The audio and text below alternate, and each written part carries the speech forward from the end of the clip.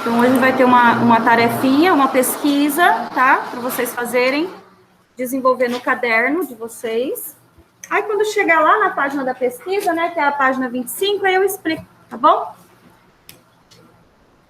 Bom, lá na página 21, então, a gente começa falando da capa de abertura, né, desse capítulo novo. A gente já está no 4º capítulo desse bimestre, desse ano, tá? Desse ano, porque as apostilas, elas vêm assim, né? 1º, 2º capítulo, depois 3º, 4º, tá bom?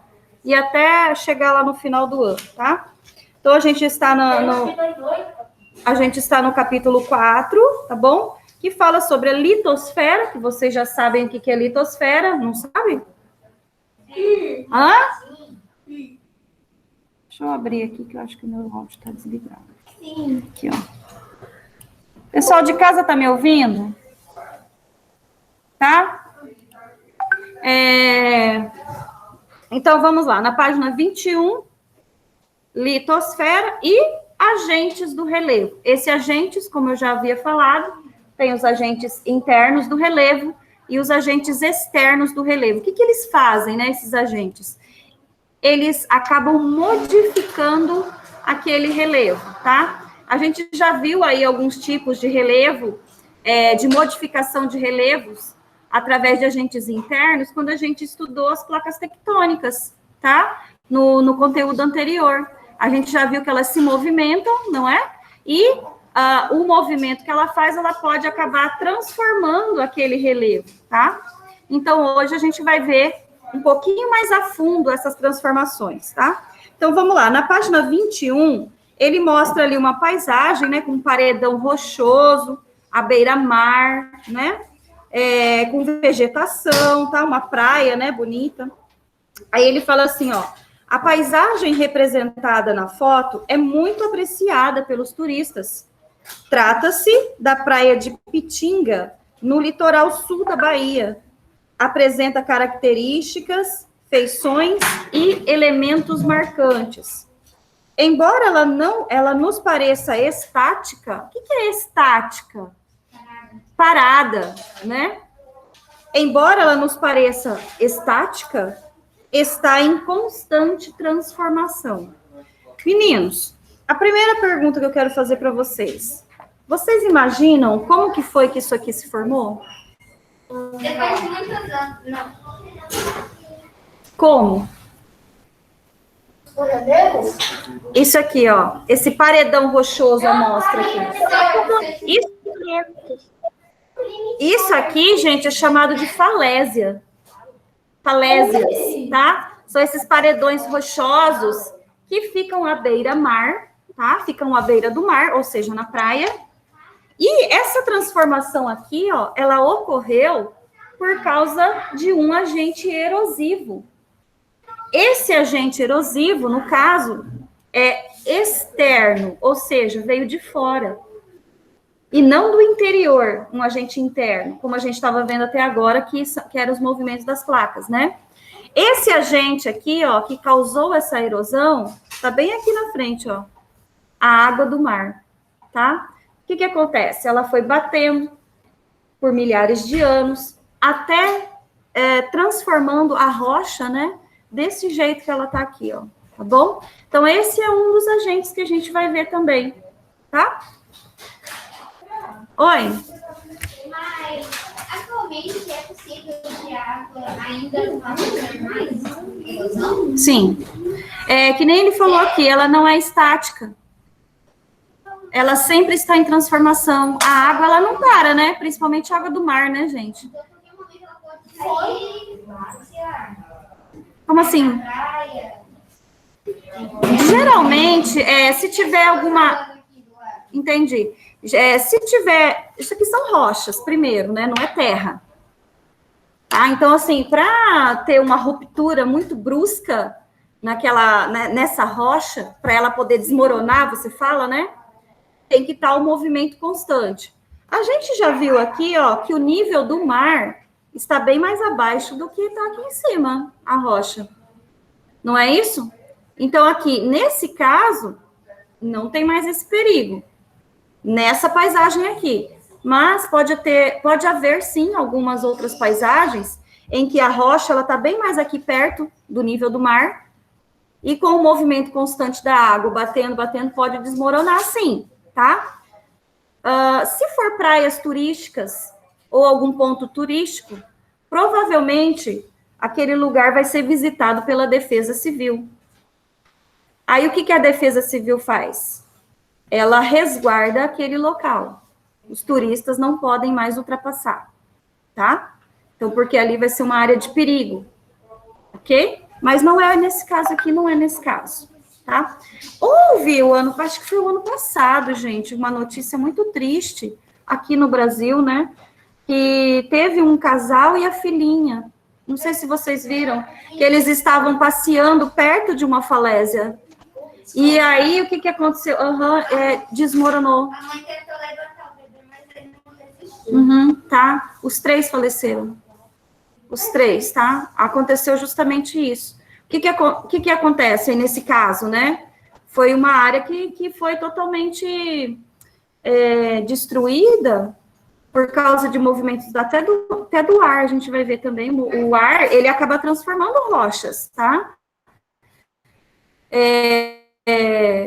E um lugar que estava desprotegido, sem ninguém para tomar conta dele. Como a Defesa Civil não chegou, não viu que aquele ponto estava, né, que poderia causar uma tragédia, como causou, e ninguém acabou cercando, né, ou impedindo, ou colocando placas, né, de não ultrapasse para as pessoas, tá? Infelizmente, foi uma fatalidade, né, gente? Vamos lá. Agora, virando a página, tá? Ele fala ali os nossos objetivos com esses estudos, tá bom? Ali em cima, na parte em roxinho. E aí ele fala assim, como você pôde conferir no capítulo anterior, as formas de relevo ou as feições existentes na superfície terrestre são bastante variadas. Muito diversificados também são os agentes que atuam para formá-las. Há, basicamente, 2 tipos de agentes do relevo. Os internos, aqueles que atuam a partir das forças do interior do planeta, e os externos, que atuam na parte exterior da crosta. Assim, as diferentes formas do relevo terrestre resultam de uma relação entre os agentes internos, os quais tendem a construir novas áreas emersas, e os agentes externos, que desgastam a litosfera, rebaixando as altitudes e transformando o material para as porções, transportando o material para as porções mais baixas, tá? Então, a gente vai começar falando deles, dos agentes internos, hoje a gente só vai falar sobre eles, tá bom? O interior da Terra ainda guarda energia, calor, gerada durante o processo de formação que ocorreu há 4,5 bilhões de anos. Essa energia pode ser comparada a um grande motor que movimenta as placas tectônicas, que compõem a litosfera, originando novas terras emersas, como as cadeias de montanhas e as ilhas. Essa energia, né, gente, transformada no núcleo da Terra, ela tem um nome, esse movimento. Vocês se lembram desse nome? Chamado de correntes de convecção. Lembram-se? Tá? Ela que faz aqueles movimentos, e aí o que está em cima? As placas, né? E aí as placas, elas vão se movimentar de acordo com o movimento da corrente de convecção, tá? Constituem os principais agentes internos. Olha aí, quem são os principais agentes internos, tá? Os vulcões, os terremotos e o tectonismo, que são as dobras e falhas produzidas pelos movimentos tectônicos. Muitas vezes, atuam no sentido de erguer partes da crosta, formando novas feições, que foi o que aconteceu aqui na América do Sul, com o encontro das 2 placas, né? A placa de Nazca e a Sul-Americana, que deu origem à Cordilheira dos Andes, tá? Então, ela transformou aquele relevo. Foi um agente interno que acabou transformando aquele relevo, tá?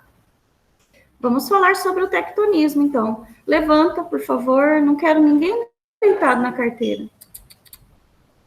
Não. Vamos levantar, tá bom? Aí vamos lá. Tectonismo. Em geral, o tectonismo se caracteriza por processos bastante lentos que se prolongam por milhões de anos e originam importantes cadeias montanhosas. Ocorre por ação das forças de compressão entre as placas tectônicas. Mapa da página 11, que a gente já viu, né? Com limites convergentes. O acúmulo de tais forças ao longo das eras e dos períodos geológicos ocasiona o enrugamento da litosfera, o qual se manifesta na superfície em forma de grandes montanhas e cordilheiras, marcando os relevos das paisagens. Observe aí, então, nessa imagem. A gente já conhece essa imagem, né? A gente já estudou sobre ela. Deixa eu só ver, alguém levantou a mão. Alguém quer falar? Levantou sem querer? Foi sem querer? Tá. Então, a gente vê aqui, ó, o movimento das placas. Quando elas se chocam, que é o movimento convergente, tá, gente? O movimento convergente. Quando elas estão próximas, quando elas vão se chocar, o que acontece? Uma placa mais pesada entra para debaixo da outra, não é isso? Indo de volta em direção ao núcleo, tá? E essa outra, vou falar que é um pouco mais leve, tá? O que ela começa a acontecer com ela? Ela começa a enrugar, tá? Esse enrugamento que dá, então, origem às cadeias de montanhas ou às cordilheiras, tá? Como é o caso aqui da ilustração que ele está falando, ó.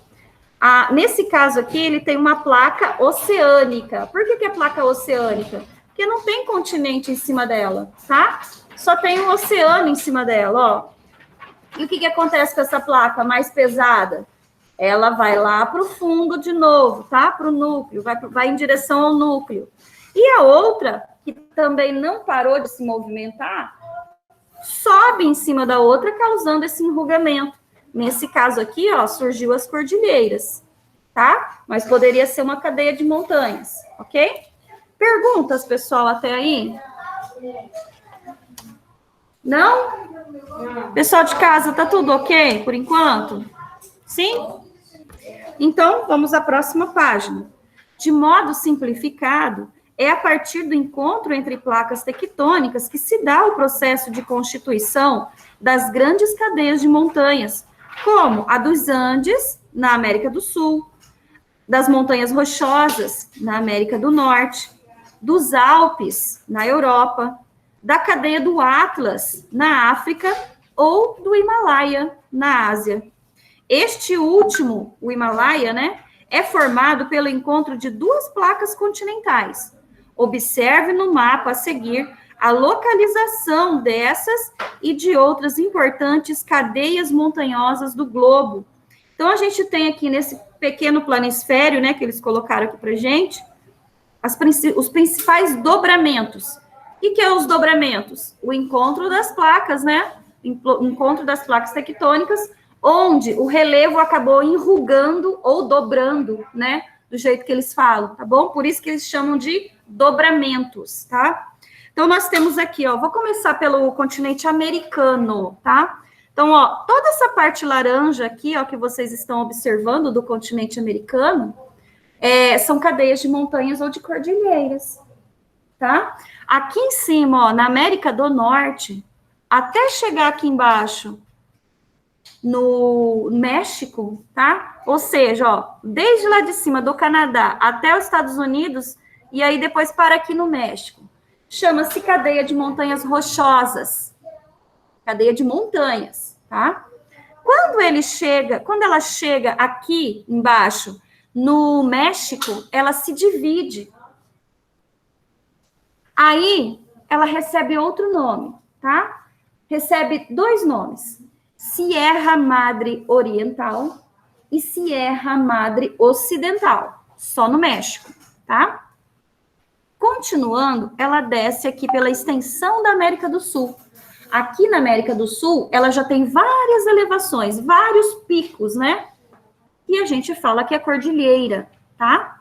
Então, lá em cima na América do Norte, só no Canadá E nos Estados Unidos, é uma cadeia de montanhas, tá? Uma formação rochosa.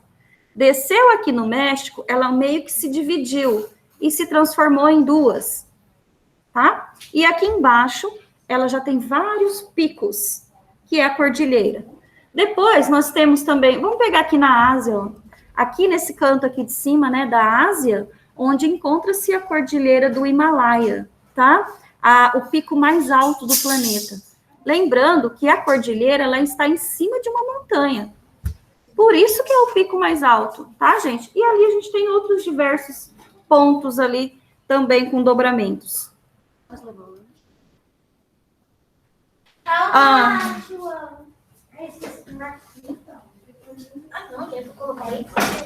Peraí só um pouquinho, tá, pessoal de casa?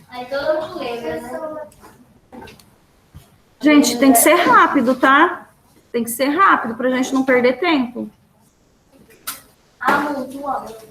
Pode estar sabendo?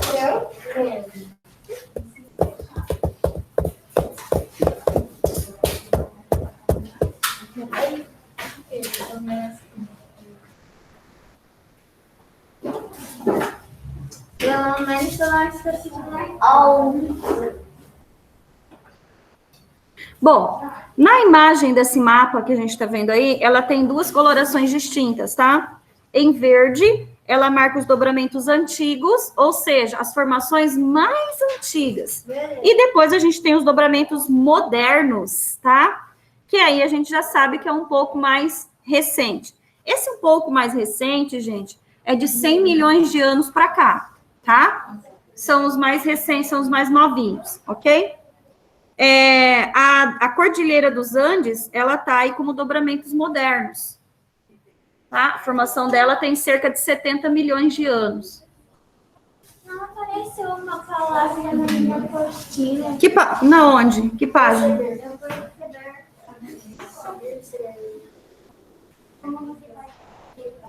Ah, tá. É perceber. Escreve em cima. Aí, gente, ele tem ali uma perguntinha, né, que ele fala assim, compare o mapa acima com o mapa das placas tectônicas que você verificou no capítulo anterior, disponível na página 11. Ele fala assim, o que é possível perceber, tá?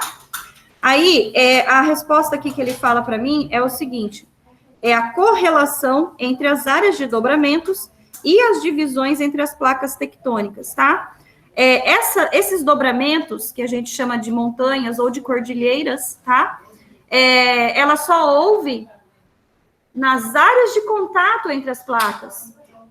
Por exemplo, aqui o Brasil, que está no meio da placa tectônica, pode surgir uma cordilheira ou uma cadeia de montanhas aqui no Brasil?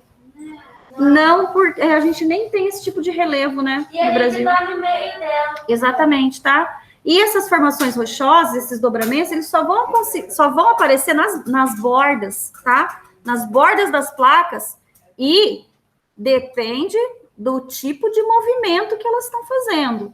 Por exemplo, a nossa placa sul-africana, a placa sul-americana e a placa sul-africana, elas também estão do lado uma da outra, só que elas estão em movimentos diferentes.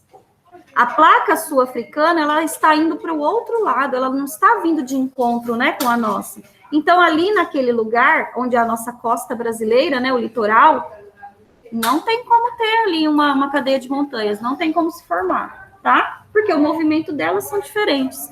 Fala, Guilherme. Oi. Se, por exemplo, no meio do mar acontecer um limite convergente, vai formar uma cadeia de montanhas? No meio do mar.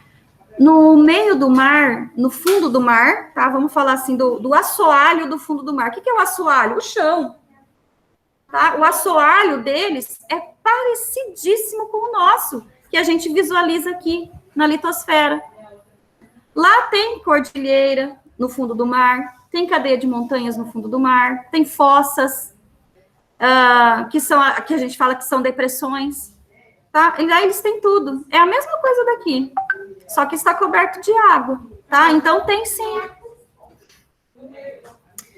Continuando ali, então, tá? Como você pode... Tem perguntas? Perguntas? Não?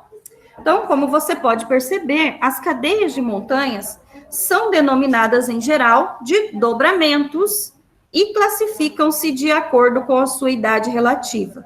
Se tiver uma pergunta, ou você vê em algum outro lugar escrito dobramentos, você já sabe que são cordilheiras ou cadeia de montanhas, tá? Porque esse é um dobramento do solo, do relevo, ok? Que acabou transformando em cadeia de montanhas ou cadeia de cordilheiras.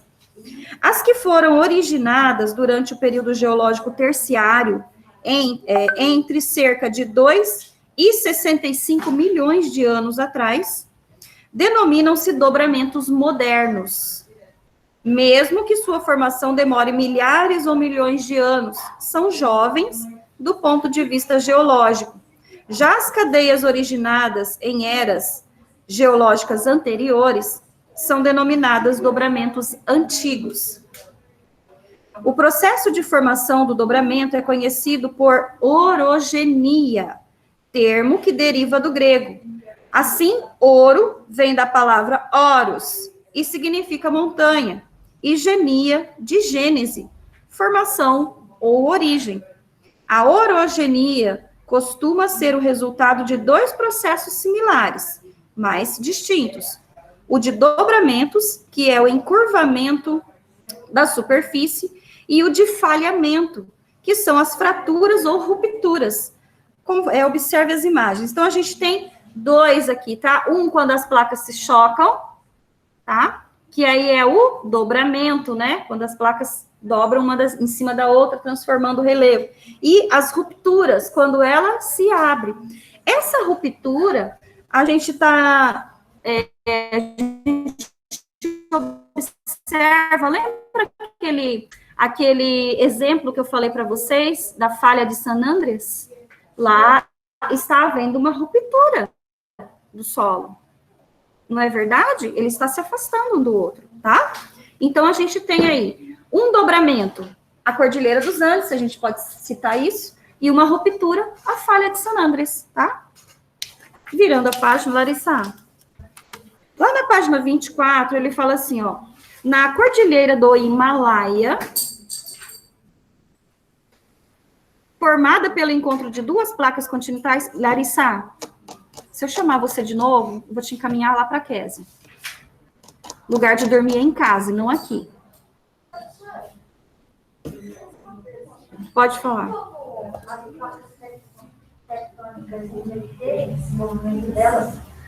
Se tem como ela inverter? Não tem, por causa da corrente de convecção. Tá? Aquela corrente lá de baixo do núcleo. Não tem como converter isso. A gente, na verdade, a gente não sabe quais são os limites da natureza. Né? A gente não sabe, a gente estuda e a gente, como fala assim, o nosso conhecimento é até onde o conhecimento do cientista chegou. Os cientistas chegaram. Então, o que a gente está vendo hoje foi através da descoberta deles. Então, assim, não posso afirmar para você que nunca, jamais vai acontecer isso. Né? A gente não sabe. Fala, Bruna. É possível que nasça mais uma vaca? Porque antigamente, antes de tudo, uma vaquinha surgiu, né? Depois foi virando mais claro. Não, na verdade não foi assim, uma placa surgiu, depois surgiu outra, depois surgiu outra, não é isso. Quando houve o resfriamento do magma, lá na criação da Terra, né, que era tudo lava antes, lembra? Era tudo lava, a gente já viu isso, né? Era uma bola de fogo. Ele foi se solidificando aos poucos. Ela criou uma casca completa, como se fosse um ovo. Só que o núcleo daquele ovo ainda estava super quente. E o que aconteceu com aquela pressão? Tinha que sair de alguma forma. Aquela pressão, então, acabou causando a ruptura daquela casca uniforme. Era uma única casca. Aquela pressão de dentro acabou tendo que sair para algum lugar. Quando ela quis se expandir, vamos falar assim, ela trincou todinha aquela casca, que hoje a gente chama de placa. Eu falo de uma forma um pouco mais simples, mas a gente sabe que a placa não é uma crosta fininha, né? Eu creio que não vai haver mais uma ruptura entre elas e formar uma outra placa. Mesmo porque elas já estão, a pressão já está saindo por algum outro lugar. Então, eu creio que não, tá? Que não vai surgir outra placa. Mais alguém tem perguntas? Então, vamos lá, gente. Falando aqui da Cordilheira do Himalaia. De novo. Cara, isso é um problema sério na minha aula, hein? Eu não sei se é só na minha aula. Toda aula você dorme. Levanta, por favor. Levanta o corpo. Senta direito.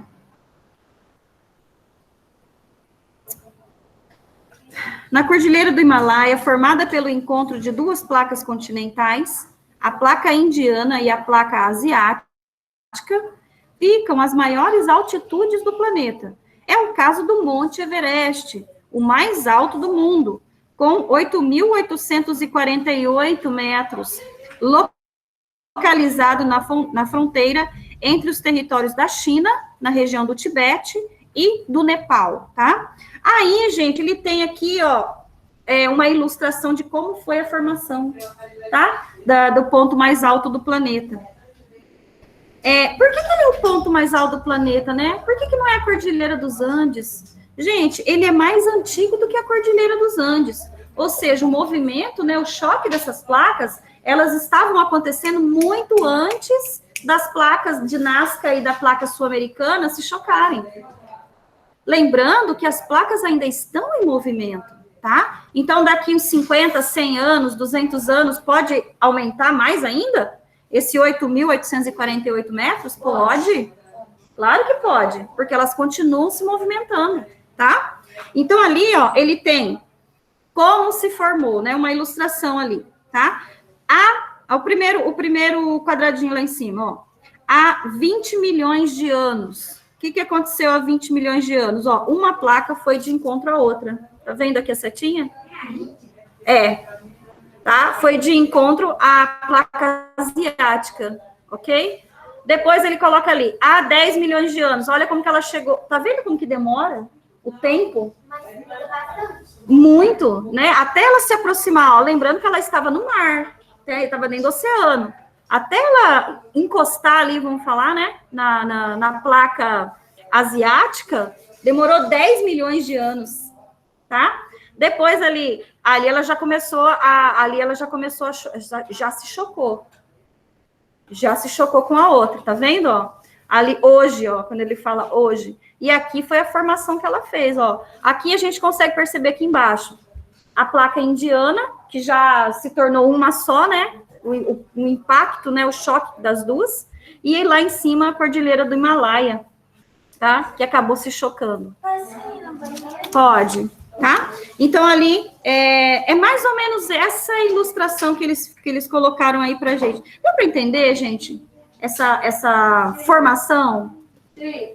Essa formação só foi possível através do movimento dos agentes internos, tá? Senão não haveria essas cadeias de montanhas, cordilheiras e outras, tá? Tantas formas de relevo que a gente conhece hoje. Aí a gente vai falar agora dos terremotos, tá bom? Que é o outro agente interno.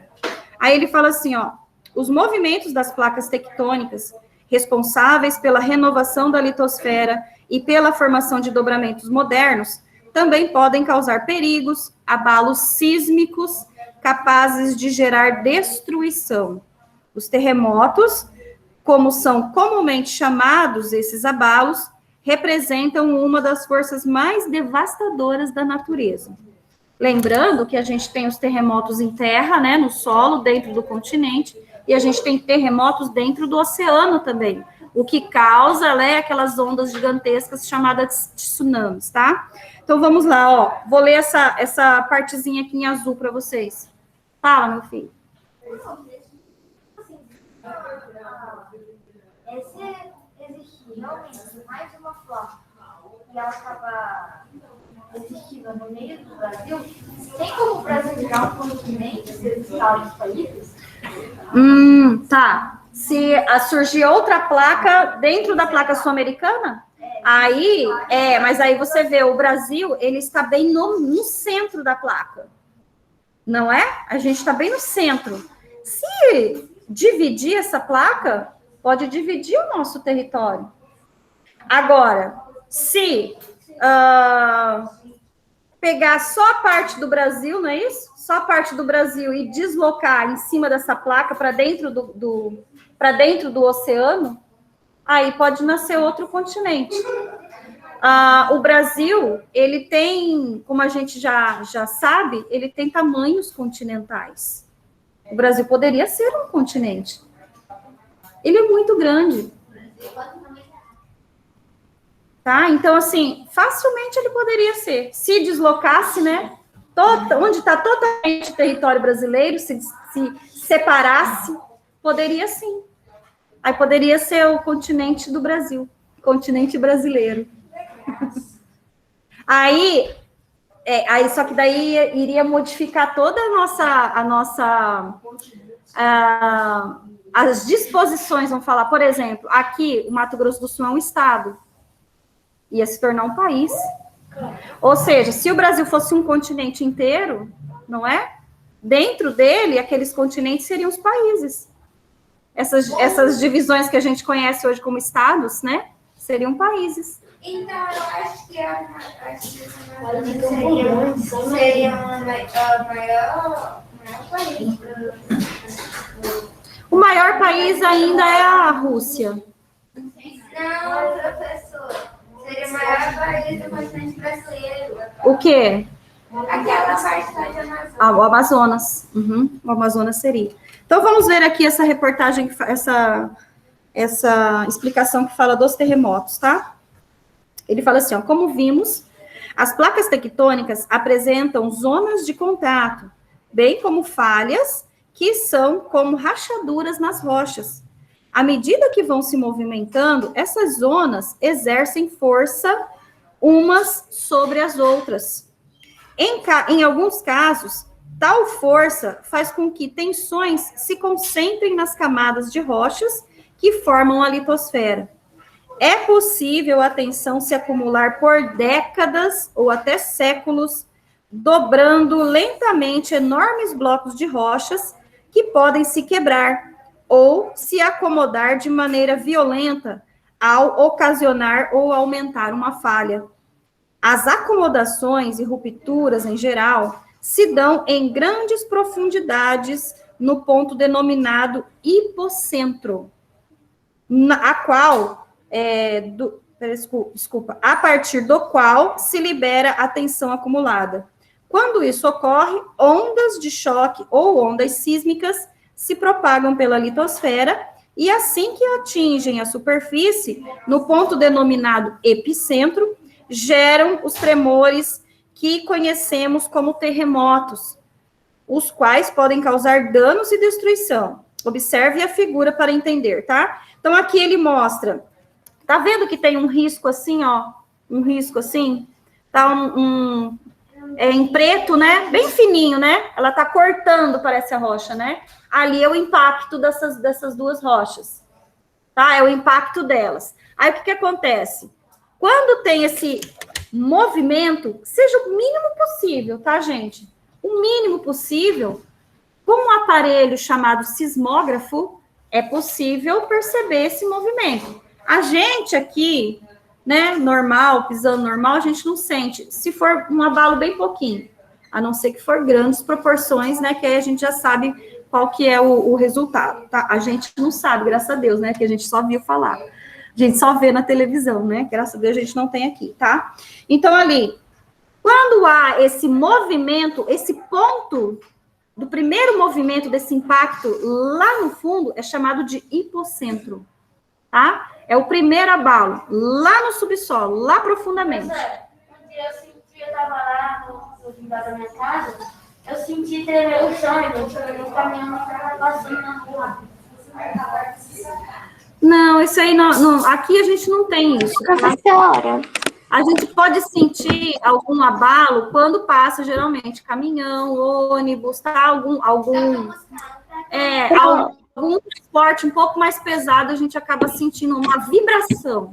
Não é tremor, é uma vibração. Fala. No Rio Grande do Sul tem terremoto? No Rio Grande do Sul, eu não ouvi falar. Mas, assim, o que tem terremotos, Isabelle, aqui na América do Sul, é na região da Bolívia, tá? Lá para cima da Bolívia, no Chile tem muito. Por quê? Porque são muito pertos do impacto das placas tectônicas de Nazca e da Americana, tá? Da Sul-Americana, que é perto das Cordilheiras dos Andes. Lembra que eu falei que as placas, elas continuam em movimento? Tá? Então, assim, eles sentem bastante. Teve uma vez, eu acho que tem uns 2 anos isso, tá? Que houve esse impacto, tá? Esse tremor de terra, lá no extremo norte da Bolívia, se não me engano, tá? E sentimos aqui, lá na Bahia, olha só, do outro lado, lá na ponta do Brasil, sentiu esse tremor, tá? E as pessoas sentiram o tremor, não foi através do sismógrafo, tá? Então, olha só, acontece isso, às vezes ele é tão... Teve outro também que foi sentido aqui no Sudeste brasileiro, lá em Minas Gerais, e não foi aqui, foi lá no Chile. Tá? Então, olha quantos 1000 quilômetros, né, percorreu aquele abalo sísmico e foi sentir lá do outro lado. Tá? Então, assim, a gente pode sentir. É que aqui, graças a Deus, no Brasil, a gente não tem. Tá bom? A gente não tem. Mas deixa eu continuar aqui falando dessa ilustração, ó. Então, lá no fundo, onde tem o primeiro impacto, é chamado de hipocentro.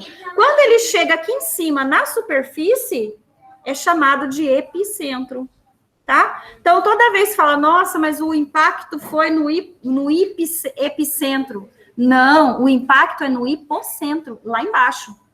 Quando ele chega aqui na superfície, aí sim é o epicentro, ok? Aí, vamos lá no Saiba Mais. Gente, ficou dúvidas? Também o Chile é um dos países que tem vulcão. Tem vulcão, o Peru tem vulcão muito próximo colado naquela cidade chamada Machu Picchu. Não sei se vocês já ouviram falar. É uma cidade milenar, toda feita de pedra, rocha mesmo, tá? E é um dos pontos turísticos mais visitados da América do Sul, tá? Então, ali também tem um vulcão que até alguns anos atrás, esse vulcão estava adormecido, tá? E aí, se não me engano, há uns 4 ou 5 anos atrás, teve uma leva de turistas que ficou esperando resgate lá por quase uma semana, porque o vulcão entrou em erupção, só que não saiu lava, tá? Ele expeliu cinzas.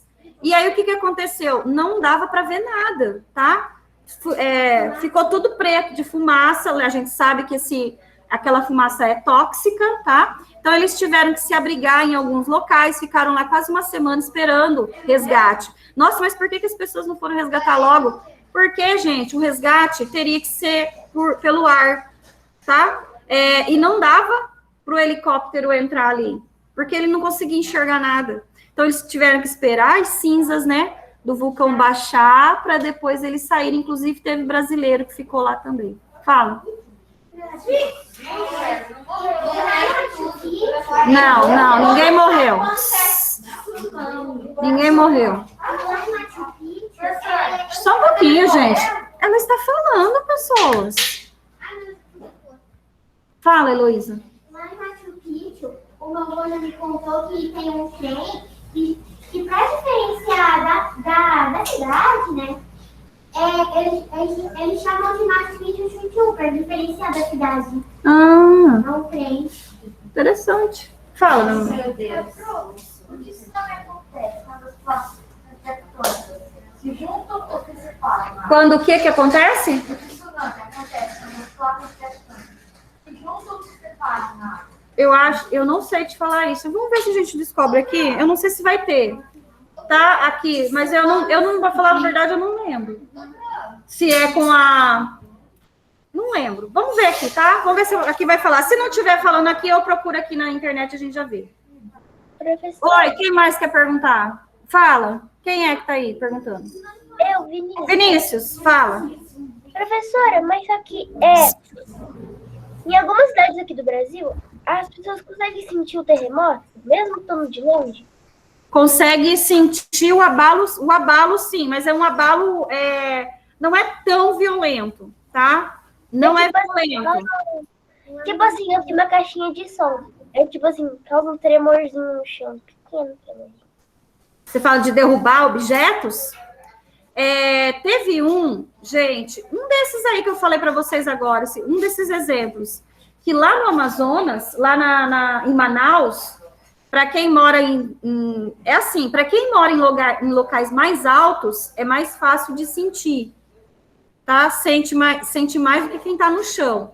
Eu lembro que um desses que eu falei para vocês, esses dois exemplos, não lembro se foi do Chile ou se foi lá o da Bolívia, teve algumas pessoas, né, que moram em apartamentos lá em Manaus, que filmaram os lustres balançando assim, ó, os lustres deles, né, lá do último andar do prédio, e balançando assim, ó, tá? E por causa desse tremor de terra que houve, que não foi no Brasil. Tá? Então, assim, é perigoso? É perigoso. Perigoso, porque, ó, por exemplo, aqui uma estrutura dessa, igual essa sala, ou aí onde vocês estão em casa, a gente sabe que é uma estrutura sólida. Ela não foi feita para se locomover, né? Para se mexer.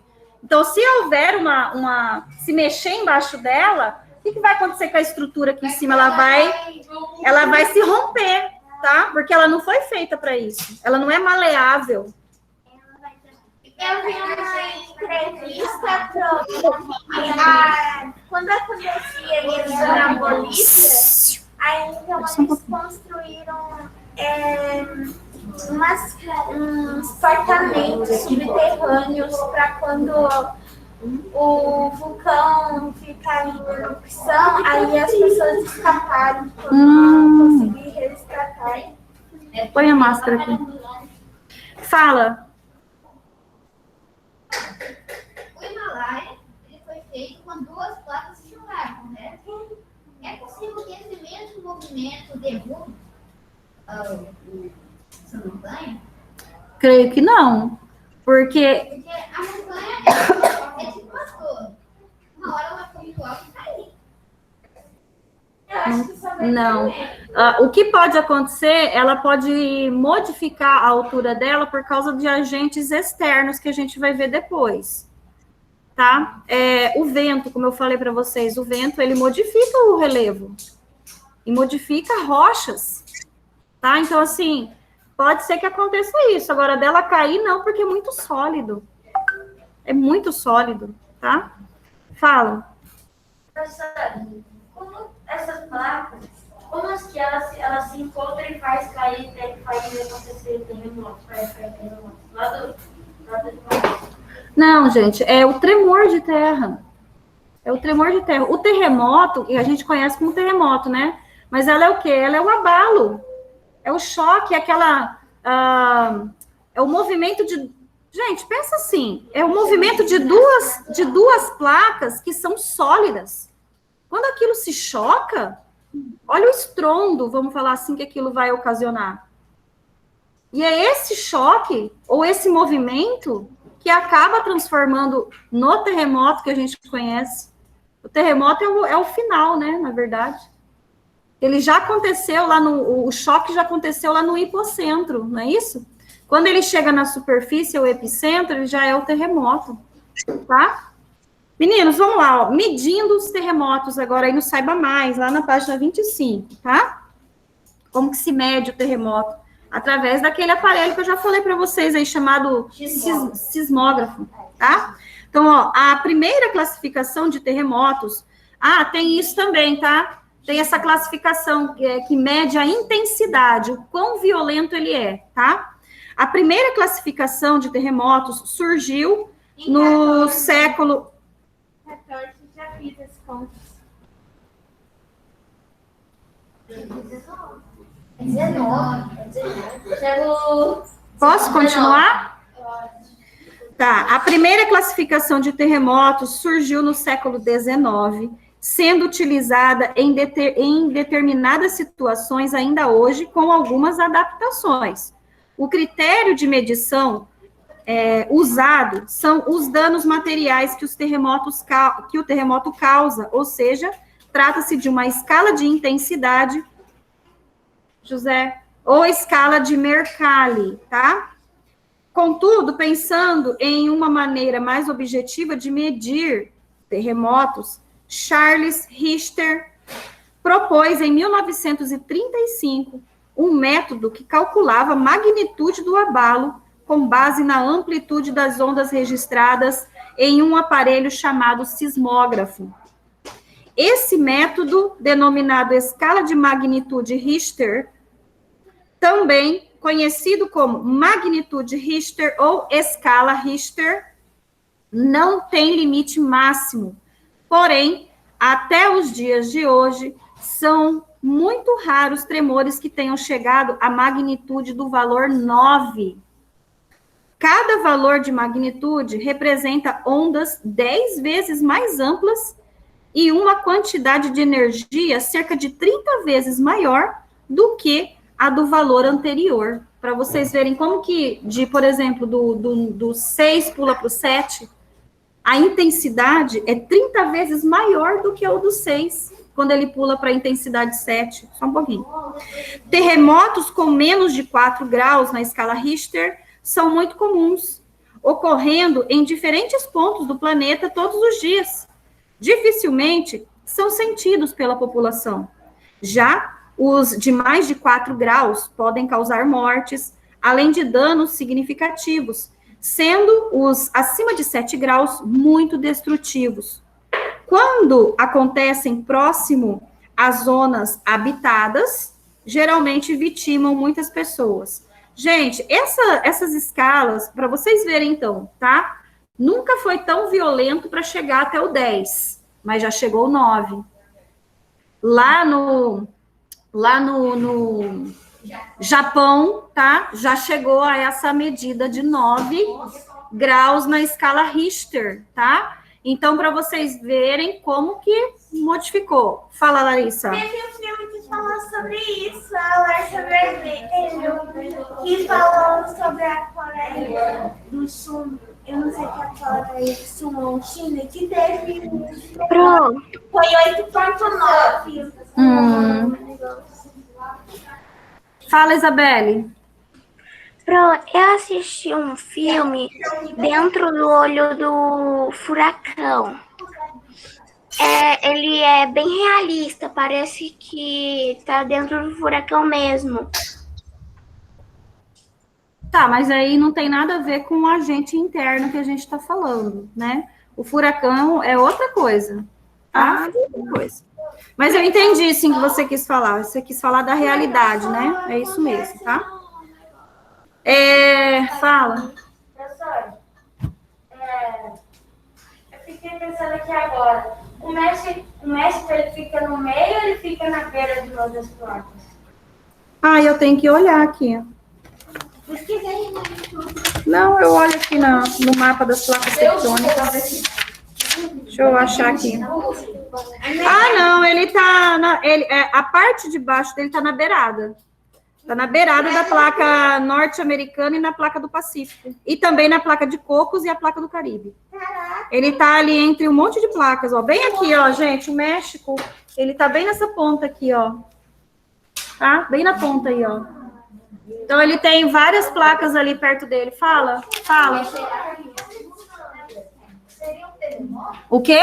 A falha de San. Sim. É aquela ruptura. Lembra que a gente estava falando?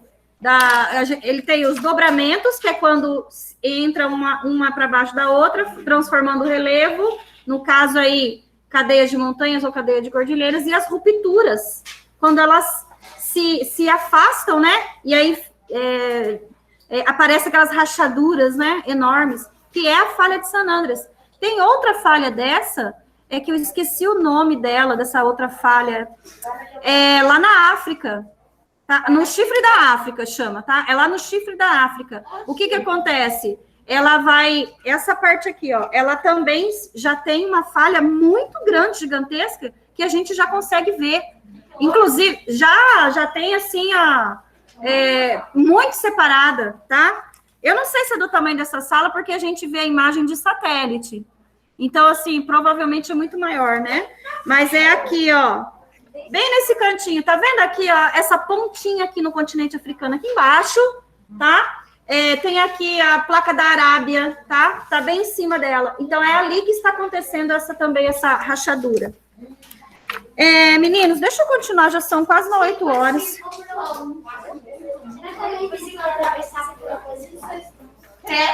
Não, ainda não é. Pronto? Continuando, pessoal. Ele fala assim, ó. Quando acontecem nas regiões oceânicas, ó, os terremotos, então, nas oceânicas. Vamos ver se a gente vai falar sobre o tsunami que você falou ali. Os terremotos podem provocar grandes ondas que são chamadas de maremotos ou tsunamis. Palavra que vem do japonês. Em casos extremos, essas ondas podem alcançar grandes dimensões e causar danos às regiões costeiras. Foi o que ocorreu com o tsunami que atingiu diversos países do Oceano Índico em 2004, em particular a Indonésia, a maior afetada, com mais de 35 mil mortes. Somando-se os 12 países atingidos pela tragédia, o total de mortes ultrapassou a 200 mil, tá, gente? Aí ele fala ali, ó, os tsunamis se formam quando um tremor no assoalho. O assoalho é o piso do oceano, lá no fundo, tá? O assoalho oceânico ocasiona um deslocamento vertical da água para cima. Inicialmente, trata-se de uma onda de poucos centímetros sobre grandes profundidades. À medida que atinge águas mais rasas e perde velocidade, o deslocamento pode alcançar vários metros de altura. Então, lá no caso do maremoto, né, ou do tsunami, há um levantamento, tá? É um levantamento do assoalho. Ele faz esse movimento assim, uma parte vai para baixo, outra parte vai para cima. Aí, esse movimento, ele começa a subir as ondas. Quando chega lá em cima, no epicentro, tá? A onda, ela vai começando a ficar mais alta, ficando maior e mais forte. Vocês já jogaram uma pedrinha num rio? Sim. Ou numa poça d'água? Quando ela cai ali no meio, no epicentro, vamos falar, ela é bem pequenininha, né? Aí ela começa a aumentar, fazendo vários círculos enormes. É isso que acontece com esse maremoto. Tá? Oi. Só um pouquinho, Larissa. Não entendi. Você vai ter que falar de novo. Se o tsunami, ele continuar indo muito para frente, ele não tem mais força de ir para frente, tá? Ou não? Ou ele continua indo para frente? Ele vai até onde ele conseguir alcançar. Ele vai até onde eu conseguir. Gente, olha só, esse maremoto que houve, que houve em 2004, lá na Indonésia, ele deu origem a um filme. Esse filme chamado O Impossível. Não sei se vocês já viram, tá? Uma família estava passando as férias lá numa das ilhas da Indonésia e do nada, né, vem aquela enxurrada. Vocês conseguem encontrar também vídeos no YouTube, vídeos reais, tá? Do que aconteceu. Por exemplo, lá na sacada do prédio, né? Tinha algumas câmeras e as câmeras mostrando a água vindo para dentro, mas levando tudo. A gente sabe que a água é pesada, né, gente? Tá pesada. E aí, o que acontece? Para de bater. O que acontece? Ela vai arrastando tudo. Muitas pessoas não morreram afogadas. Muitas pessoas morreram com o impacto de objetos batendo nela. Tá? Vidro, carros, né, que foi para cima, árvores, troncos de árvores que caiu, telhados, tudo. Tá? Então, assim, muitas pessoas perderam a vida por causa do impacto de outros objetos. Só um pouquinho, gente. Quem quiser falar vai ter que levantar a mão. Fala. a minha irmã, ela falou tipo, quando aconteceu um tsunami, se segura numa árvore bem forte, uma árvore bem firme. Que... Sim, mas aí tem esse problema de objetos baterem em você e te levar. Gente, vocês já foram na praia? Vocês viram a força que tem uma ondinha daquela? Se você ficar de bobeira ali, você tá lá parada, né? Então, você tá parada com a água no joelho. A hora que você vai ver, a água já tá aqui. Ela vai te levando de um jeito que você nem sabe. Você vai indo. A força dela vai te levando. Então, né? Fala, Guilherme. Eu gosto de pensar isso de forma simplificada. E se você tacar uma pedrinha na água, vai formar outro episódio, né? Não entendi? Você disse que de forma simplificada, se você tacar uma pedrinha na água, vai formar um episódio, correto? Ela vai, não, eu te dei o exemplo para você ver por exemplo, quando o abalo ele chega no epicentro, que é a parte de fora, né? Quando ele chega no epicentro, ele começa pequenininho, e aí ele vai aumentando. O negócio da pedrinha é só para você lembrar que quando você joga pedrinha, né? No epicentro, ela é pequenininha. Aí o volume dela vai aumentando. É isso, só isso que eu quis falar. É só isso, mas as ondas de incidência, né? Se mexe o bloco sólido e forma o tsunami que vai aumentando, correto? Uhum. Então, como que forma um tsunami gigantesco, mesmo que é um bloco sólido? Então, o que acontece? A água, ela não é sólida, né? O que acontece? Ela tem esse movimento natural dela. Quando ela pega aquele pequeno, vamos falar assim, pequeno que eu falo assim, a gente sabe que não é pequeno, né? O ponto do epicentro, quando ela começa a ter as ondas dela, ela começa pequena, só que com os movimentos da água que está vindo, ela vai aumentando.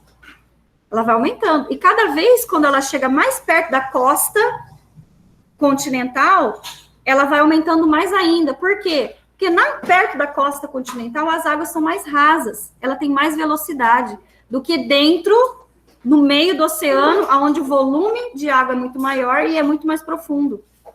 Tá? Então, quanto mais raso, mais perto da costa ela tiver, mais força ela vai ter. Tá? Então, por isso que acontece. Tem algumas pessoas já falaram isso, eu acho que é verdade também, porque eu acho que eu já vi alguma coisa na televisão falando sobre isso, alguma reportagem de alertas de tsunami, de pessoas percebendo que a água estava recuando, a água do mar. Ela recua para dentro do mar e depois ela volta com tudo. Tá? Então, quando o nível ele está recuando da praia, por exemplo, a água, você pode ter certeza que é um alerta de tsunami. Só que daí já é tarde demais, né? Porque daí ela volta com tudo.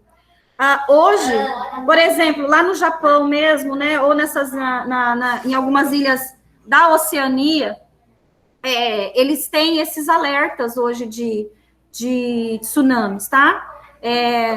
Eles utilizam demais esses sismógrafos, tá? Porque eles estão rodeados de água, tá, gente? Na Oceania, são mais de 1.500 ilhas. Então, não tem pra onde correr. A parte mais sólida ali é a Austrália, mas lá não tem, tá? Então, quem está mais em risco? As ilhas.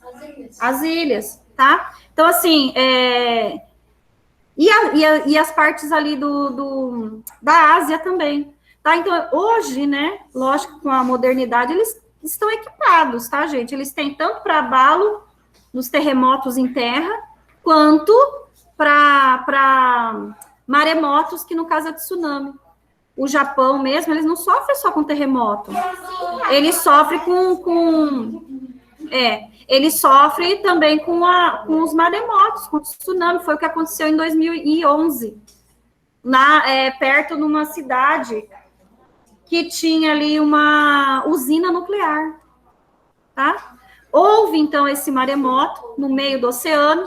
A água, né, as ondas gigantescas atingiam essa usina nuclear e acabou se rompendo uma dos reservatórios deles lá, que a gente ficou conhecendo como o acidente nuclear de Fukushima, tá? Até pouco tempo atrás, ninguém podia pisar lá, tá, gente? Foi causada, essa destruição, né, foi causada por causa do maremoto.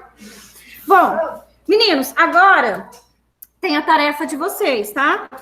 A tarefa é uma pesquisa, está dividida em três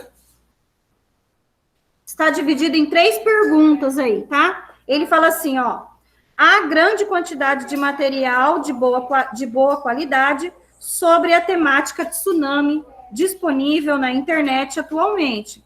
Dessa forma, faça uma pesquisa e responda às questões, tá? Primeiro, o que são os tsunamis e como ocorrem? Na questão 2, cite alguns casos de tsunamis históricos. E na 3, escreva algumas medidas que podem reduzir o seu impacto, tá? Então, vocês vão fazer essa pesquisa de vocês sobre tsunamis no caderno, tá? Terminou de fazer, tira a foto, me envia. Gente, escreve com uma letra legível, porque eu leio. Não adianta colocar qualquer garrancho lá, que depois eu vou querer olhar, hein? Então, coloca lá bonitinho no caderno, tá? Sobre tsunamis. Oi? Sempre foi assim. Geografia sempre foi assim. Fez tarefa, terminou, tira foto e me envia, tá? Toda a vida foi assim, na minha matéria. Aí a gente vai falar agora sobre os vulcões, tá bom? Deixa eu ver, a gente vai até a página 28, né? Ainda tem exercício, então um pouquinho mais rápido. Ah, não, dá tempo. Vamos lá, vulcões, tá? Vulcanismo é o processo pelo qual o material magmático presente no manto terrestre chega até a superfície, passando então a ser denominado lava. Já os vulcões são aberturas na superfície da Terra por onde o magma é expelido. Lembra que eu já falei para vocês que aquele magma, né, aquele calor todo, ele forma uma pressão, e aquela pressão ela vai ter que sair por algum lugar. Então, ele procura rachaduras, tá, gente, no interior das rochas, que é por onde ele libera aquela pressão. Essas rachaduras, geralmente, você encontra aqui, ó, nessas formações de vulcões, tá? Aí, ele fala o seguinte, em geral, um vulcão se forma quando uma elevação ou uma montanha é erguida pelo acúmulo de lavas. Esse formato é bastante comum, mas não é o único possível. Aquele de cone, né, que a gente sempre vê, né, nos vulcões, um cone assim, e aqui no meio é aberto por onde a lava vai escorrendo, né, parece um cone assim, tá? Aí ele fala assim, suas características podem ser muito variadas, conforme você pode verificar a seguir. Aí ele fala assim, em relação à aparência, podem se apresentar como cones íngremes ou como elevações mais suaves na superfície, por vezes com um lago ou caldeira entre outros. No segundo tópico ali, sobre o tipo de material que expelem, podem ser sólidos, líquidos ou gasoso, como magma ou lava mais fluida ou viscoso, além de gases e cinzas, por exemplo. Quanto ao tipo de erupção, há aquelas que se dão em grandes explosões, além de erupções mais discretas, que apenas derramam rios de lava pela superfície. Esses fluxos podem se dar no topo, nas paredes do vulcão ou em ambos. Aí aqui a gente tem as aparências dele, né? Tá? 4 tipos aí de aparências, ó, tipos comuns de aparência de vulcões. A gente consegue perceber que eles são bem distintos, né? O que a gente mais vê é esse último aqui, ó, tá? É esse último que a gente mais conhece, né? Quando fala em vulcão, a gente já vê esse aqui, tá? Aí a gente consegue perceber também aqui, ó, a lava entrando, né? E procurando um lugar para sair. tá bom? A mesma coisa nos outros. Esse aqui deve ser aquele vulcão adormecido que eles falam, né? Os vulcões adormecidos, tá? Ai, olha só, gente. Aqui, olha só como é que fica essa foto aí, ó. Ele tá mostrando ali as cinzas, tá? Foi essas mesma coisa, tá, gente? Essas cinzas aqui que atingiram a cidade de Machu Picchu, lá que eu falei para vocês.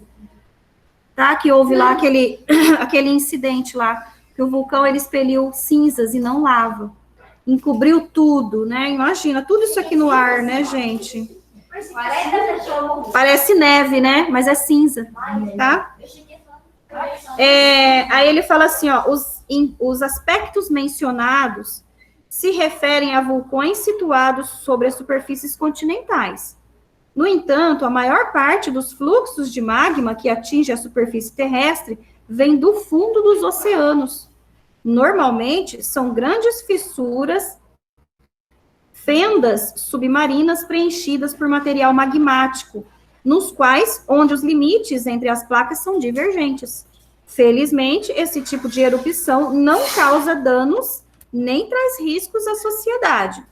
Contudo, pelo fato de os solos associados aos vulcões serem férteis, há comunidades de pessoas que se desenvolveram próximos a eles. Desse modo, os vulcões que estão em áreas continentais são os mais perigosos aos seres humanos. Tanto que, atualmente, muitos dos que se encontram ativos e ficam perto de áreas habitadas são monitorados com aparelhos especiais a fim de tentar antecipar possíveis erupções violentas a tempo de salvar a vida das pessoas. Mesmo quando a erupção de um vulcão não é violenta e acontece distante das áreas habitadas, é possível haver problemas para as atividades humanas, principalmente em razão das cinzas lançadas no ar, as quais podem se deslocar por milhares de quilômetros e atrapalhar o tráfego aéreo, por exemplo, tá? Então, aqui a gente tem ali um vulcão chamado Ontake, que fica no Japão, cuja erupção em 2014 causou a morte de mais de 40 pessoas. Eu não entendo. As pessoas resolvem morar perto de um vulcão. Eles falam, tem um vulcão aqui que está quase em erupção, pode ficar assim, soltar lá. Não, é que assim, na verdade, aquele vulcão, ele não estava ali constantemente erodindo, vamos falar. Mesmo porque se ele tivesse, né, expelindo lava, aquele território do lado dele não ia estar solidificado. A gente sabe que para a lava se solidificar é milhares de anos, tá? No caso que você está falando das pessoas irem morar perto, né? Porque esse material magmático, geralmente, ele deixa o solo mais fértil. Aí, o que acontece nesse solo fértil? A pessoa planta qualquer coisa lá que vai florir, vai dar. E aí, o que ele vai? Ele vai morar perto, onde ele vai conseguir plantar?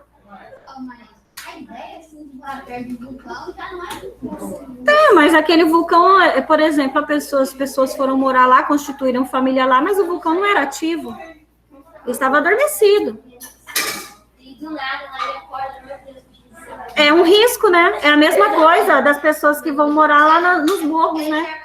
A gente sabe que o morro, quando chove muito, ele acaba deslizando. Por que a pessoa vai morar lá, então, né?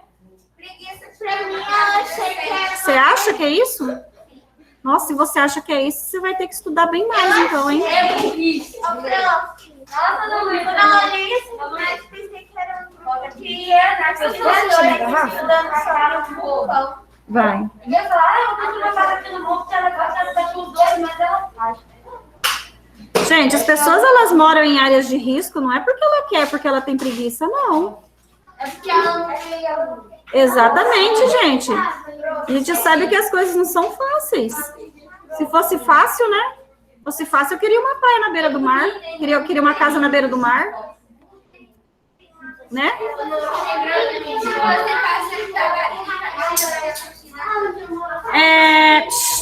Pronto.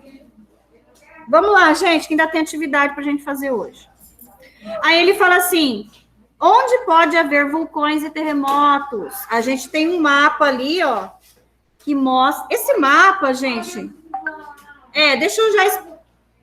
deixa eu explicar para vocês, esse mapa, mundo, ele está com uma formação diferente, né? A formação dele está diferente do que a gente conhece. O mapa que a gente está acostumado, ele traz ali a África bem no meio, né? O continente africano bem no meio. Nesse caso, ela está aqui do outro lado, ó. Tá? A África está aqui no lado. Olha aqui onde está o continente americano. A gente conhece, o mapa que a gente conhece, o continente americano está desse lado. Aí vem a África, né? A Europa. Aí vem aqui a Ásia e a Oceania aqui do lado, tá? Ele virou. Por que ele virou? Porque ele quis pegar, ó, o Oceano Pacífico inteiro. No outro mapa que a gente conhece, o Oceano Pacífico, ele tá um pouco aqui, né? Dividido. Nesse caso, não. Ele quis pegar essa parte aqui para mostrar, porque é a parte onde mais tem vulcões. Olha lá. É chamado, ó, você tá vendo que ele forma tipo de círculo de fogo do Pacífico, tá? Então, ó, ele forma tipo um anel. Então, aí, por isso que ele chama Círculo de Fogo do Pacífico, tá? É uma área recheada ali, ó, de vulcões. Então, vamos lá. O mapa? Acho que não acontece nada, né? Por causa da gravidade. Mas vamos lá, gente. Assim como os terremotos e a formação de grandes cordilheiras,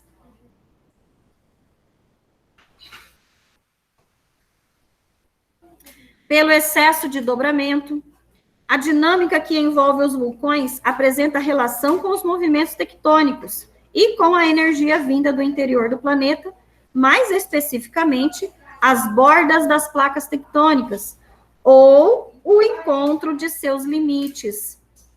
Embora se espalhem pelo mundo, a maior parte dos terremotos e das erupções vulcânicas acontece nas margens do Oceano Pacífico, em uma faixa onde há intensa atividade sísmica e vulcânica.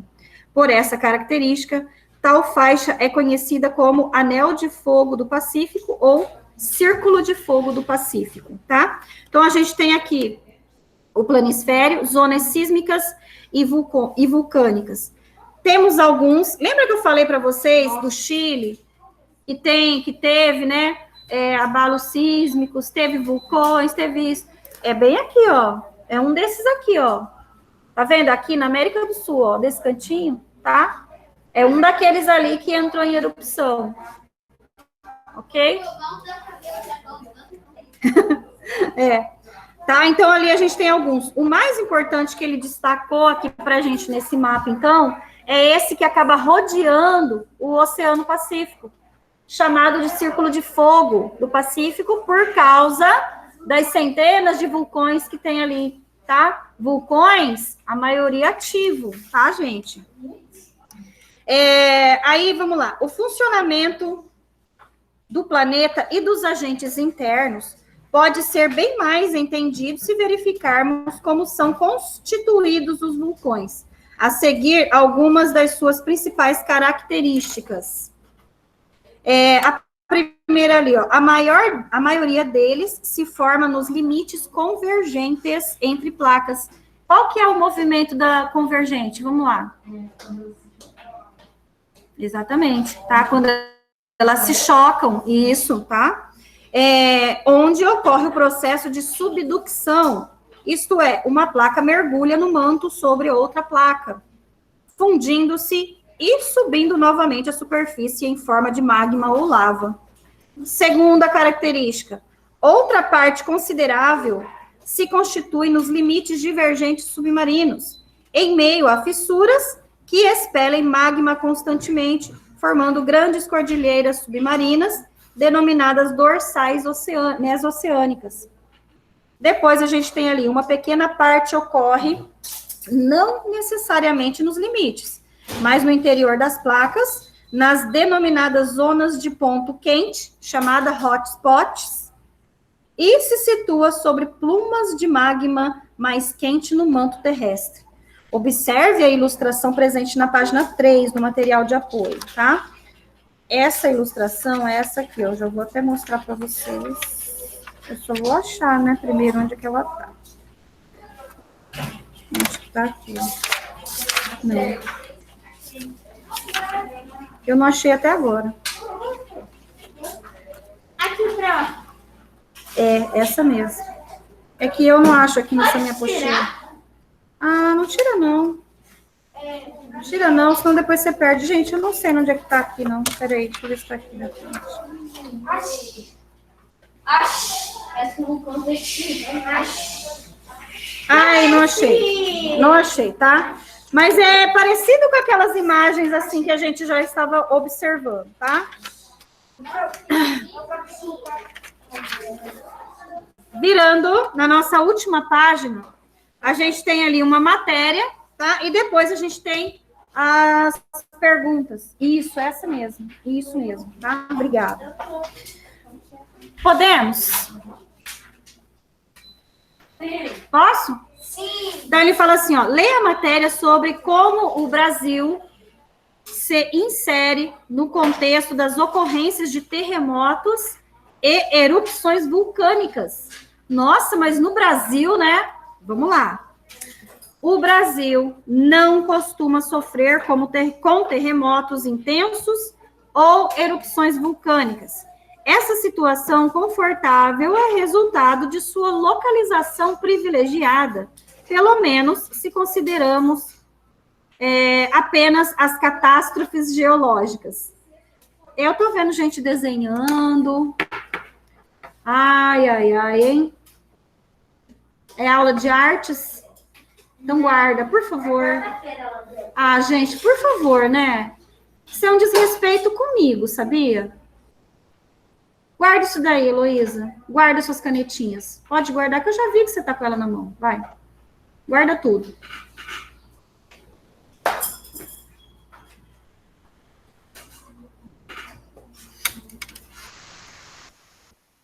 Nosso país está situado no interior da placa sul-americana. Estamos, portanto, distantes do limite em que a placa de Nazca encontra a placa sul-americana, no Pacífico. Aqui, apenas sentimos alguns reflexos bem fracos da entrada de Nazca por baixo da América do Sul. Esses reflexos são falhas e dobramentos suaves na bacia amazônica. No território brasileiro, também são registrados tremores de terra de baixa intensidade. Em geral, eles são reflexos distantes de terremotos que ocorrem na Cordilheira dos Andes, ou são causados pela compressão e pelos movimentos da própria placa sul-americana. No passado, no entanto, a coisa foi diferente. Muito movimento do magma foi gerado pouco antes de nosso continente se separar da África e de se formar o Oceano Atlântico Sul. Nesse período, houve intenso vulcanismo por aqui, que afetou todas as regiões do território nacional. Como sabemos isso? Ora, ainda é possível observar os sinais espalhados por nosso país, como os solos muito férteis, conhecidos como terra roxa. Gente, essa terra roxa no Brasil encontra-se lá no Rio Grande do Sul, tá? Não, não tem, tá? É lá só lá. Eles são resultados de... Na sua casa tem terra vermelha, né? Que aqui é terra vermelha, tá bom? Eles são resultados de grandes derrames de lava que ocorreram entre o Jurássico e o Cretáceo na bacia sedimentar do Paraná e cobriram uma área de cerca de 1.200.000 quilômetros quadrados. Derrames semelhantes, de mesma idade, também ocorreram na Namíbia, no sudoeste da África, o que mostra que, nessa época, por volta de 130 milhões de anos atrás, o oceano ainda não havia se formado e separado os continentes. Outros sinais da atividade vulcânica podem ser percebidos nas rochas mais antigas da crosta brasileira, os diques. Eles são muito comuns em nosso território, possuem formato tabular, como uma tábua de madeira, e foram formados pelo magma que se solidificou. No fim do terciário, o vulcanismo cessou na área continental E mais recentemente, no Quaternário, também deixou de acontecer na área oceânica. Um dos últimos episódios desse período foi a formação da ilha de Trindade, no oceano a leste do Espírito Santo, tá?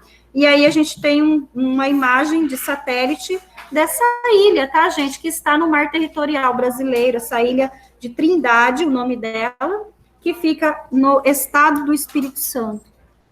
O Brasil não tem novela? Tem Fernando de Noronha.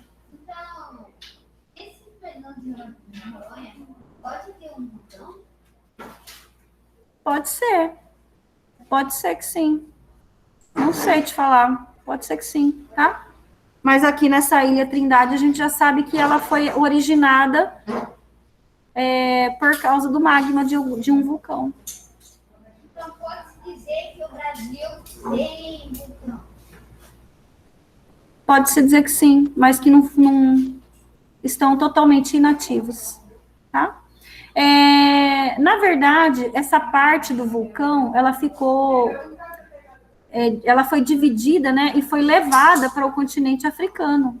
Lembra quando era na Pangeia, quando era junto? Aí houve a separação, né? Primeira separação que teve, dividiu em 2 supercontinentes, né? A Laurásia, que ficou a parte de cima do mundo, né? Parte de cima do planeta, e a Gondwana, a parte de baixo. O Brasil e a África estavam ali na Gondwana, tá? Então, ali antes dessa separação, tinha bem no meio deles.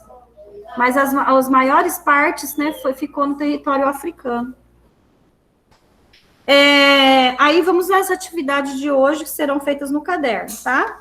Coloquem lá, por favor, o número da página. Escreve assim, olhar geográfico, número da página.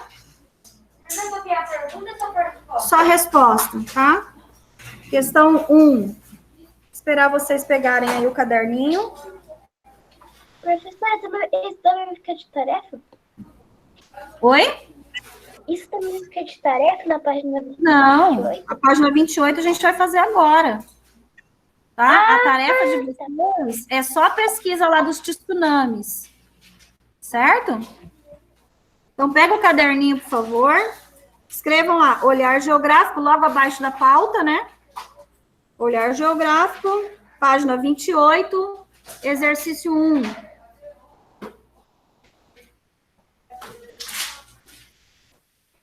Tem a ver com esse texto que eu acabei de ler aí para vocês, tá? Aí ele fala assim, ó, com base no texto, responda as questões. A número 1, ele fala assim, que informações sobre o Brasil o texto apresenta?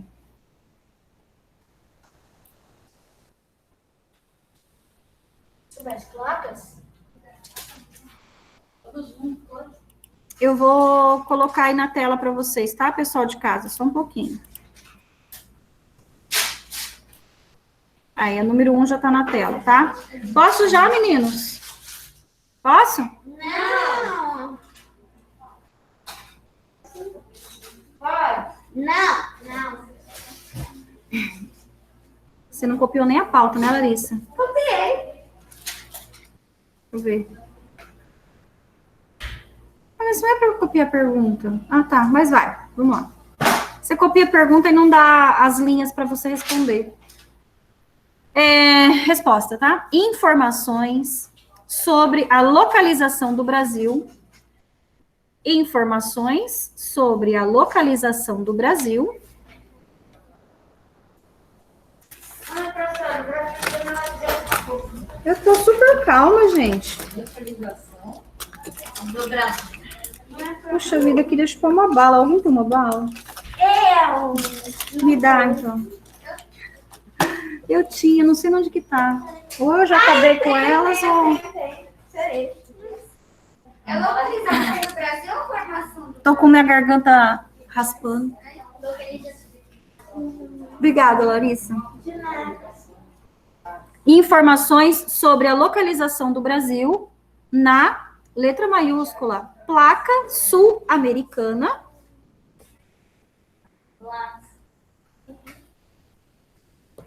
Hífen, sobre a localização do Brasil. Sul-americana tem hífen.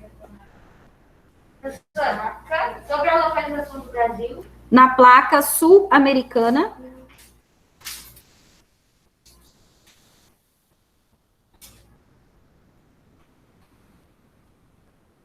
Por que você não senta aqui, ó? O Alexandre não veio. Você não reclama que aí é muito longe para você? Então, eu pensei que você tá aí.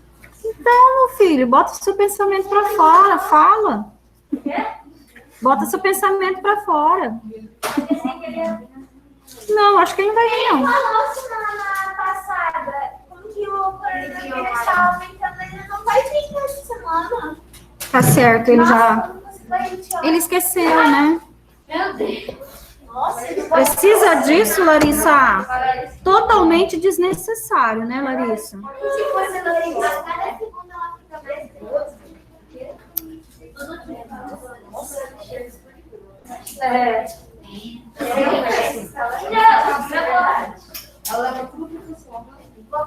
Pronto? Então, informações sobre a localização do Brasil na placa sul-americana e por que separado, né? Porque resposta. Porque os tremores. Separado? E porque os tremores em nosso país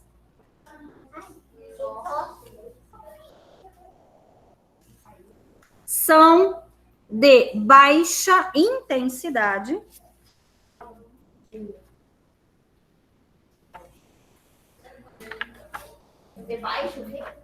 Baixa intensidade. Essa é um? Vírgula. Além de aspectos relativos. Além de aspectos relativos a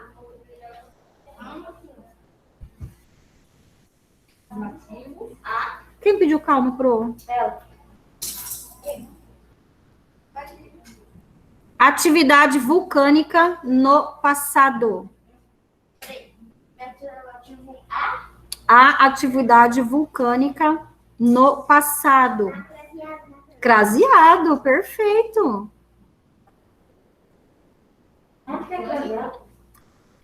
No A, relativos a... Isso, craseado. Muito bem. Perfeito, hein? Nossa. Vamos lá, gente. Questão 2. No passado. Depois de atividade vulcânica, o quê? No passado.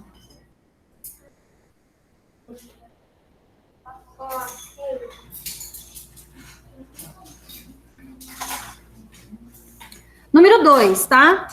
Ele fala assim: qual a explicação geológica para o fato de no Brasil não haver terremotos intensos ou erupções vulcânicas? Está bem no meio. Porque eles estão bem longe. Isso ocorre. Ai, peraí. Oi? Vai rápido, filho. Tá copiando pergunta?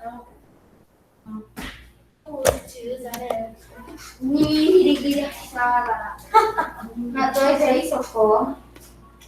Isso ocorre e isso ocorre. É, por enquanto.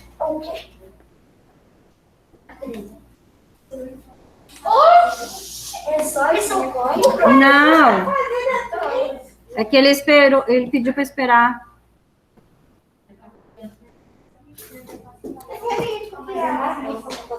Então, por isso que eu falo para não copiar. A professora de matemática não coloca pergunta, não. Ela só coloca resposta. Eu faço a mesma Ela coisa. só coloca o número e coloca só a resposta. Porque as coisas de matemática geralmente é grande. Quinta-feira e sexta-feira não vai ter aula. Sim. 4 dias de escola. Ai. Jura? Perdi o dia da pizza. Ai, gente do céu, vocês são demais. Vamos lá. Isso ocorre Porque o Brasil... Isso ocorre porque o Brasil com letra maiúscula em pessoas, e é com S, viu?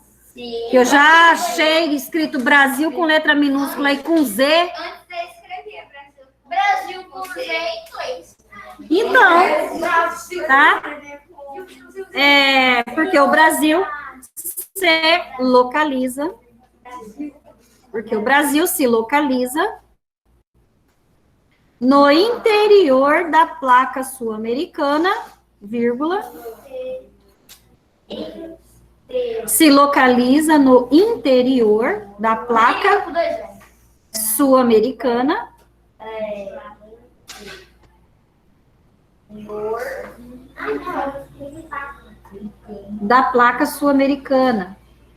Vírgula. Só um pouquinho. Eu vou ver o que mais fala. Vírgula,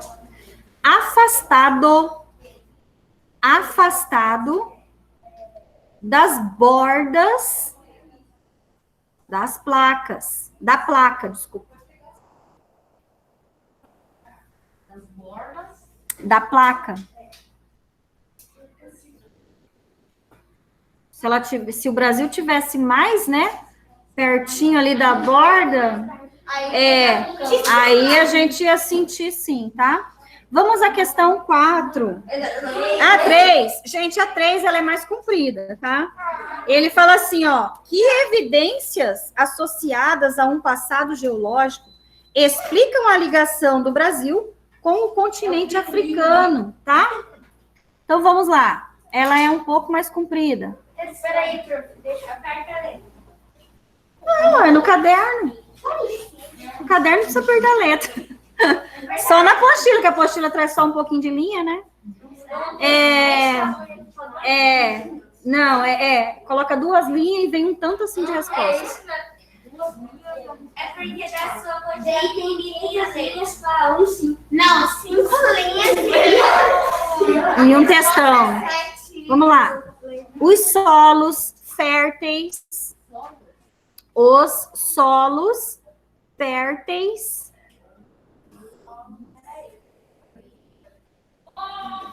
Os solos férteis, abre parênteses, terra roxa, fecha parênteses.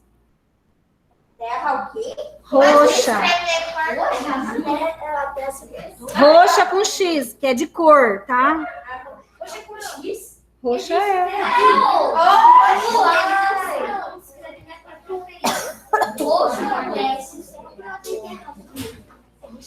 Não, que eu saiba não. Ó, quanto mais eu demorar, mais vocês vão sair atrasados ali, porque eu preciso terminar. Então, ó, os solos férteis, entre parênteses, terra roxa, fecha parênteses, né? Ponto, na mesma linha. Eles são resultado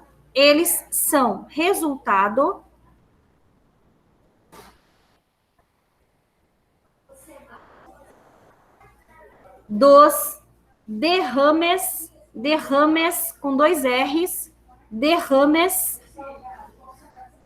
de lava que ocorreram entre o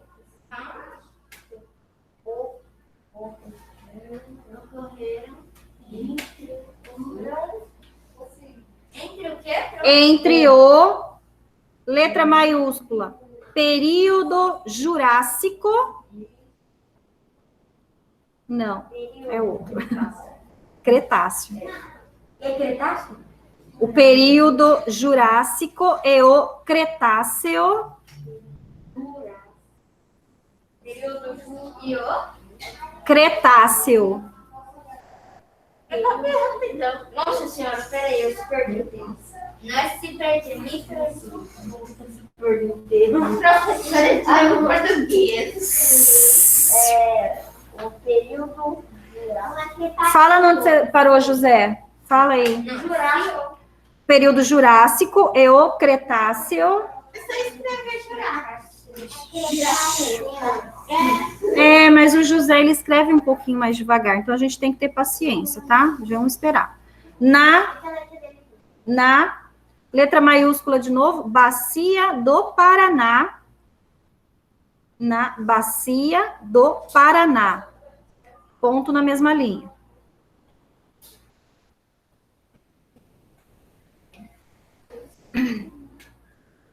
A de haver, tá? Com H. Há registros.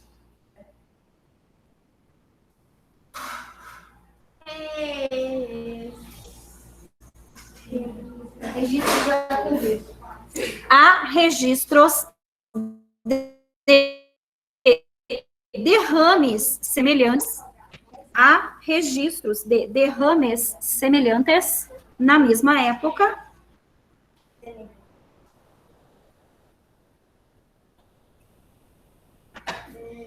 Na mesma época, na Namíbia, escreve tudo junto, tá?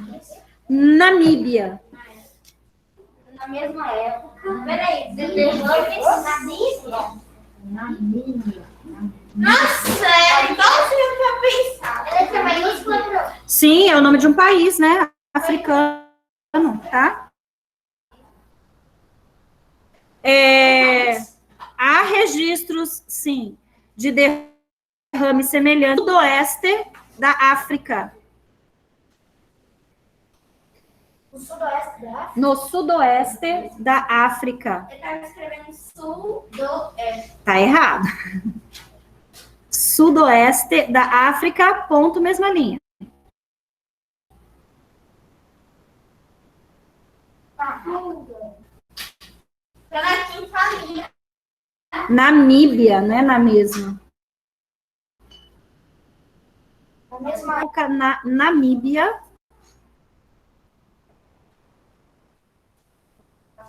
Namíbia.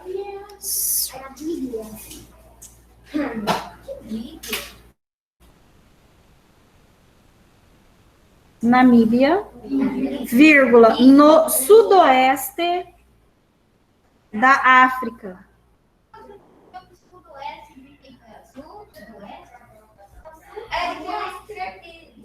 É na parte de baixo, na região oeste. Sudoeste da África. Ponto na mesma linha.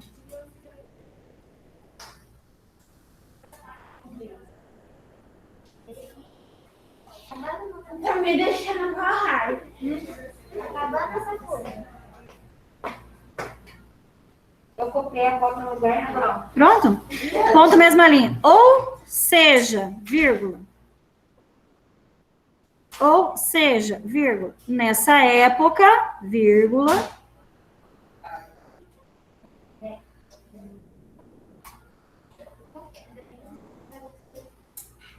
Vírgula.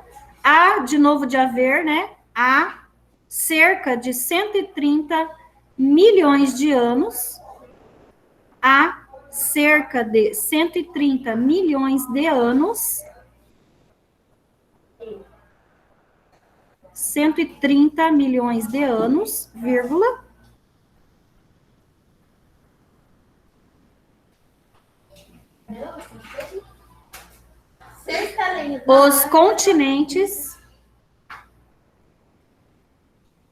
Os continentes não haviam, com H no começo, não haviam se separado. Não haviam se separado. Ponto final. Separado? Acabou? Todo mundo. Não haviam se separado. 5 meses. Me deu 5 quilos. 6 meses. Deu 8 Pra mim deu 7 meses. 8 deu 8 meses. Pronto? Deu 6 meses. Questão 4. Ó, eu já falei, se eu não terminar, vocês não saem. Fala logo. Não fala logo, não. Agora eu também vou falar quando eu quiser. Vocês não ficam falando aí quando vocês querem? Bem na hora que eu tô querendo falar para vocês. me atropelando toda hora, principalmente você, né? É. Vamos lá, gente. A última. Questão 4, né? Ele fala assim, qual foi o resultado de um dos... Oh, peraí. Voltei. Qual foi o resultado de um dos últimos episódios de vulcanismo registrados em território brasileiro? Agora tira sério? Ó, a fotografia dela tá aqui, ó. A formação... Não, a normal, tá? A formação da letra maiúscula Ilha de Trindade.